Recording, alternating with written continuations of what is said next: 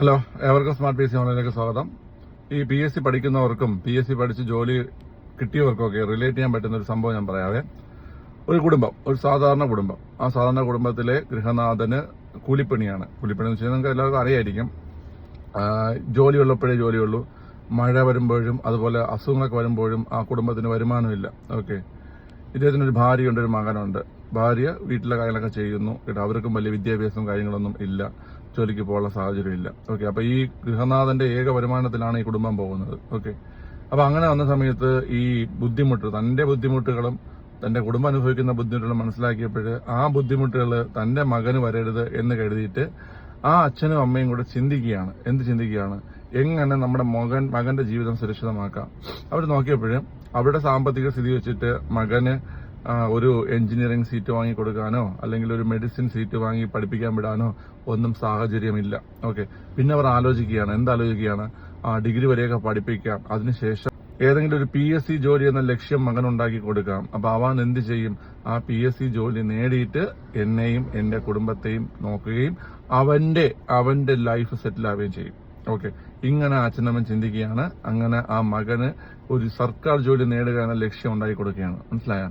അതിനുശേഷം ആ മകൻ പഠിക്കുന്നു, +2 കംപ്ലീറ്റ് ആവുന്നു, ഡിഗ്രിയും കംപ്ലീറ്റ് ആവുന്നു. ഇങ്ങനെ ഡിഗ്രി കംപ്ലീറ്റ് ആയതിനു ശേഷം അവൻ എന്ത് ചെയ്തു? PSC പഠിക്കാൻ ഇറങ്ങുകയാണ്. അപ്പൊ ആ സമയമൊക്കെ ആയപ്പോൾ ഈ അച്ഛനും അമ്മയ്ക്കൊക്കെ പ്രായമായി. അച്ഛനും അമ്മയ്ക്ക് അസുഖങ്ങളൊക്കെ ബാധിച്ചു തുടങ്ങി. അച്ഛന് പഴയ പോലെ ജോലിക്ക് പോകാൻ പറ്റാതായി തുടങ്ങി. അപ്പൊ അവന് മനസ്സിലായി, എത്രയും പെട്ടെന്ന് എനിക്ക് ജോലി കിട്ടിയേ പറ്റത്തുള്ളൂ, ഇല്ലെങ്കിൽ വീട്ടിലെ സ്ഥിതി മോശമാകും. ഓക്കെ, കാരണം വേറെ വരുമാനമൊന്നുമില്ല. അച്ഛൻ ഇത്രയും കാലം ജോലിക്ക് പോയിക്കൊണ്ടിരുന്ന ഏക വരുമാനമാണ് അവർക്കുണ്ടായിരുന്നത്. ഇപ്പൊ അച്ഛന് ജോലിക്ക് പോകാൻ പറ്റാത്ത സാഹചര്യമാണ്, സ്ഥിരം പോകാൻ പറ്റുന്നില്ല, അച്ഛന് സ്ഥിര അസുഖങ്ങളാണ്. അതുപോലെ അമ്മയ്ക്കും പ്രായമായി തുടങ്ങി, അമ്മയ്ക്കും ബുദ്ധിമുട്ടുകൾ ആരംഭിച്ചു തുടങ്ങിയിട്ടുണ്ട്.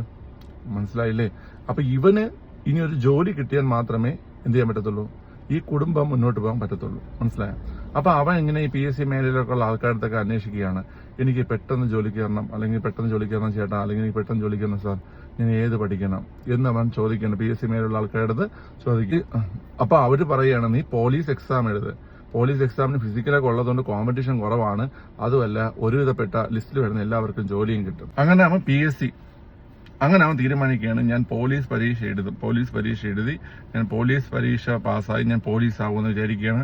അതിലൂടെ അവന്റെയും അവന്റെ കുടുംബത്തിന്റെയും ബുദ്ധിമുട്ടുകൾ മാറും എന്ന് അവൻ വിചാരിക്കുകയാണ്.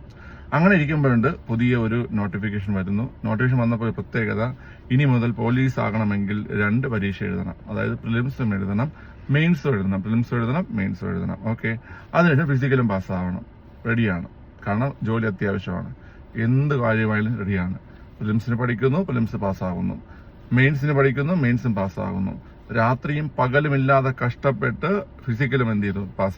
പാസ്സായിട്ട് റാങ്ക് ലിസ്റ്റ് വരാൻ വേണ്ടി വെയിറ്റ് ചെയ്യണം. അപ്പോഴൊക്കെ മനസ്സിലെന്താണെന്നറിയാവോ? ഈ റാങ്ക് ലിസ്റ്റ് വരുന്നു, എനിക്ക് ജോലി കിട്ടുന്നു, എന്റെയും അച്ഛന്റെയും അമ്മയുടെയും എന്റെ കുടുംബത്തിന്റെയും എല്ലാ ബുദ്ധിമുട്ടുകളും മാറുന്നു. ഇതൊക്കെയാണ് മനസ്സിൽ. അങ്ങനെ കാത്തിരിക്കുന്നു. ഇതിനിടയ്ക്ക് കൊറോണയുടെ പേരിലുണ്ടായ പ്രശ്നങ്ങള്, അതിലൂടെ 2 വർഷത്തോളം പോയി. അപ്പോൾ അനുഭവിച്ച ബുദ്ധിമുട്ട്, ഈ ബുദ്ധിമുട്ടുകളെല്ലാം അനുഭവിക്കുമ്പോഴും മനസ്സിലൊറ്റ സ്വപ്നം എന്താണ്? ജോലി കിട്ടും, പോലീസ് ആകും എന്നിങ്ങനെ കാത്തിരിക്കുകയാണ്. അപ്പൊ റാങ്ക് ലിസ്റ്റ് വന്നപ്പോൾ അത്യാവശ്യം നല്ലൊരു റാങ്ക് ഉണ്ട്. ഓക്കെ, അപ്പൊ പ്രതീക്ഷിക്കുകയാണ് ജോലി കിട്ടും, ജോലിയായി.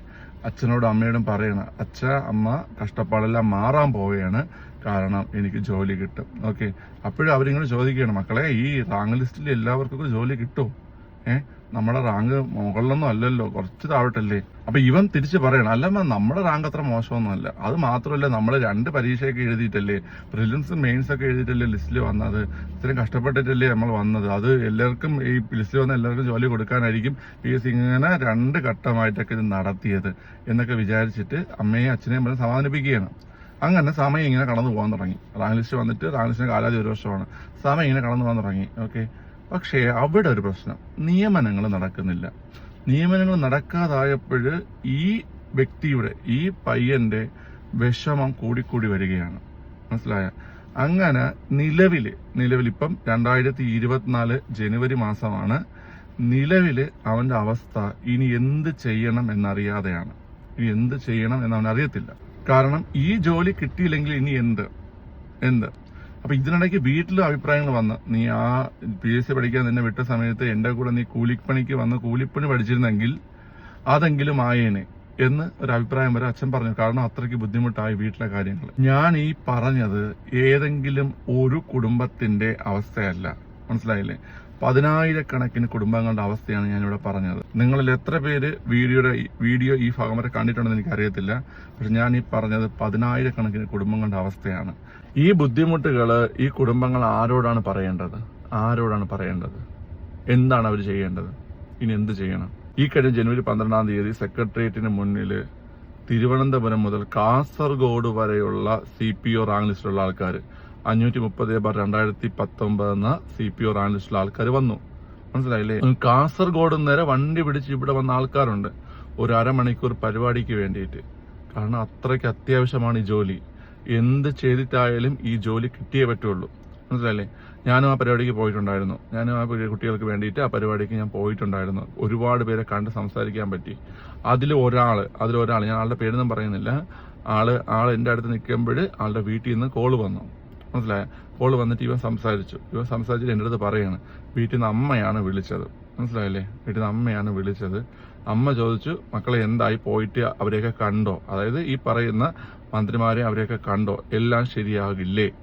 മനസ്സിലായില്ലേ? അതായത് അവരുടെയൊക്കെ മനസ്സിൽ എന്താണ്, ഇവിടെ വന്ന് ഈ സെക്രട്ടറിയുടെ അവിടെ വന്ന് ഇവരെയൊക്കെ കണ്ട് സംസാരിച്ചു കഴിഞ്ഞാൽ എല്ലാം ശരിയായെന്നാണ്. അപ്പൊ ഞങ്ങളുടെ നീ എന്ത് പറഞ്ഞു? അമ്മയോട് എന്ത് പറഞ്ഞു? അമ്മ എല്ലാം ശരിയാവും, എനിക്ക് അതിലേട്ടാ പറയാൻ പറ്റത്തുള്ളൂ എന്നാണ് തിരിച്ചു ചോദിച്ചത്, മനസ്സിലായില്ലേ? അപ്പൊ നിങ്ങൾ പല ആൾക്കാർ ചോദിക്കും, ഇവർക്ക് വേറെ പഠിച്ച് ജോലിക്ക് വെക്കൂടെ എന്ന് ചോദിക്കും. ഞാൻ പറഞ്ഞില്ലേ, ഇതാണ് സാഹചര്യം.